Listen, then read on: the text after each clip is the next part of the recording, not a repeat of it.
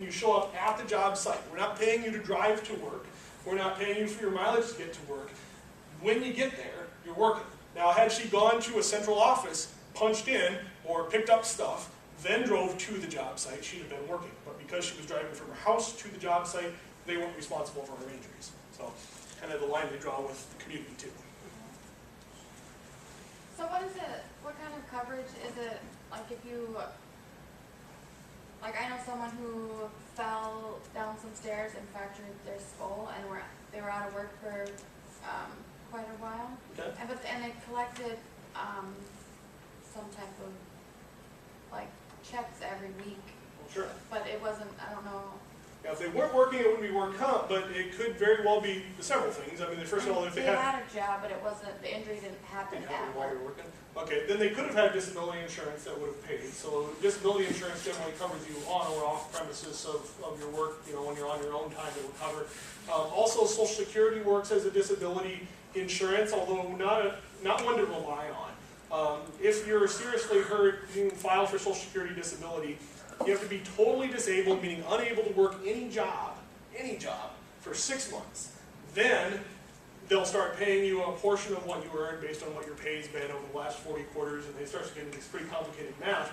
But a lot of Social Security disability claims get denied initially and eventually awarded, but I've seen people that were 3 years after the injury before they actually won their appeals through Social Security disability. So I always encourage people, don't rely on Social Security paying your bills if you get hurt, because they might. But if you have to wait 3 years, and then they pay you for that time you missed, back to 6 months after you became disabled.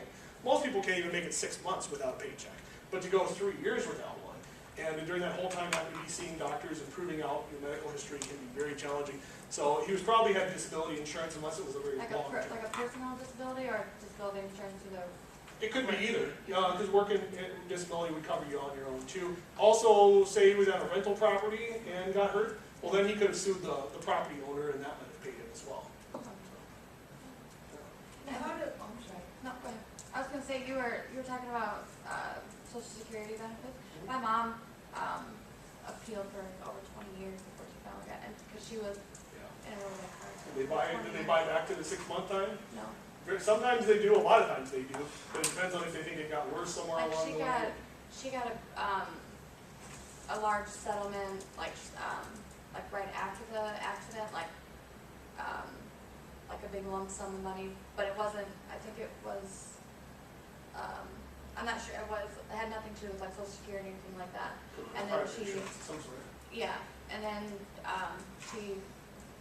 because she was paralyzed for a while, and then she's had, she's been kind of disabled since the accident, but they denied her for over 20 years. She went all the way, like, to the highest, whatever you can go to, and then... Going out to Colorado if you appeal from here, yeah. Yeah, it was ridiculous. Yeah, like I said, I encourage people, don't rely on that as your source. If you get it, great, but a lot of them are turned down. It can take years. They don't pay you a lot even when you do get it. And you have to be unable to work any job. So, if you start thinking about modern technology, how many things can you do without much ability? You have to be pretty bad off. Now, if I get injured at work and workman's comp, now my other health insurance, they won't pay it all, or they'll pay some? Your health insurance stands behind your work comp. So your work comp pays first dollar. No deductibles, nothing to worry about for you, first dollar.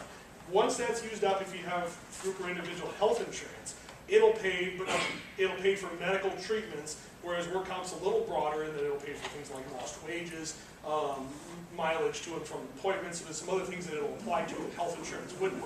Then your health insurance may end up suing your employer and trying to get their money back. Okay. So just like car insurance in a bad car accident, sometimes you end up filing a claim with your own car insurance to collect for your own injuries, even though you didn't do anything wrong. It wasn't your fault. You have to file a claim with your own insurance a lot of times first, then they'll go on your behalf and try to get their money back. So yeah, it helps to have another layer that way. But that would be the first layer of my health insurance, would it not? They couldn't just walk away from me and say, well, you ain't doing nothing because it happened at work. Right. Even, again, back to the car insurance example, if you're working and you get hurt, the work comp pays first, then the car insurance is second. So in a car accident, you may collect from multiple sources that way, but they only pay each bill one time, so you can't get a check from the work comp and a check from the car insurance. Once the work comp's used up, then the health and the car insurance will kick in after that. Last real important thing for you, if you buy work comp and you're in a big business and you got that $1 million limit I had written up here a little while ago, you can buy higher limits. They call it a commercial umbrella policy, also very inexpensive to get. I've seen them up to $10 million. I'm sure there are businesses that have higher, but locally they've only seen them up to $10 million. So you can get about as high of a limit as you want to go, and you just kind of have to look at what's the potential exposure. If you see big factory building and the roof collapses while everybody's at work, what's the bill going to be? I mean, if there's 150 people working on the floor and the roof collapses and you kill 150 people, what's the bill going to be? Or what if they're all disabled? So it's always worth looking at kind of worst case scenario exposure, because whenever the insurance is used up, that's when the employer's potentially on the hook for the rest. But you did say South Dakota is required to keep at least 100,000. Yes. If you have an employee, you're employing that employee, that is the minimum, and they have to have that on you. So it's not like a benefit really you're getting, because they can't list it as a benefit because they're required to give it to you. The only recourse you have for them not having it is if you get hurt and they don't. They owe you for your actual medical bills and I think it's 2.5 times anything else. So your mileage and your lost wages and stuff, they owe you some punitive damages on top of that if they don't have it. I'm just saying, if they're listing it as a benefit, that's really not a benefit. It's not a It's benefit. required. Pretty much, yeah. Okay. Yeah. And there are ways around it, but yeah, I would say it's basically required. You should have it. So I work at McDonald's, and if I go and I punch out of work, and then while I'm walking out, they're mopping, and I slip and my arm lands in the fryers, do they cover me? What do I get for that? They probably don't because you punched out. However, whole different scenario then. You're no longer an employee because you were punched out, but they were probably negligent. So that's why I'm sure if you've worked there for long, they always mark when you might have those yellow signs up above to say wet floor and stuff like that, right? They ever do that? I managed in fast food for years, and we're always on top of people about, get out that yellow sign. Like out where customers are at, but behind it's just like, you know, you guys are smart. They still have to maintain a safe environment, so even though their work comp may not apply, their liability for their business might, because if there was negligence. So they should have warned you that it was slippery floor, for example, and they didn't do that. They're still on the hook for the bill in a different way.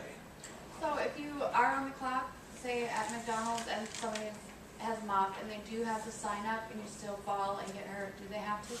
I mean, are they responsible for your? Maybe, maybe not. It all comes down to the court to decide, because they say reasonable person standard. So that they do something a reasonable person would do to prevent the injuries. So floors wet floors are going to be slippery. Yeah. The court recognizes that, knowing that people are going to fall. That doesn't always mean the person who mopped it or the business who had the mop before was responsible. But if they didn't warn you it was wet or warn you it was slippery, and now, you know, like a lot of kitchen restaurants now, they put this granular stuff on their tiles so that it's less slippery. Things like that. If they can show, hey, we've done all this stuff, you know, we tell our employees, careful when it's wet, and we put up this yellow sign, and we put this hard stuff on the floor to make it so people don't slip, and you still got hurt, they probably weren't negligent. They didn't do something, you know, failed to do something a reasonable person would do. But if they weren't doing as much as they reasonably could, then you could potentially drag them into court for this money. So it all kind of comes down to who was negligent, how, and how badly. And South Dakota tends to be pretty good about, we don't have crazy lawsuit awards here. You know, you hear about the lady with the coffee at McDonald's, what, 15 years ago or whatever. It's been a long time now. It seems like it wasn't that long ago, but we don't have those kinds of awards happen in South Dakota very easily. Our juries are kind of like, well, we'll help you through this, but we're not going to give anybody $1 million. So I'll give you all my cards I had ordered and haven't showed up yet, so I'll give you Ron's just because I always want to give you who we are.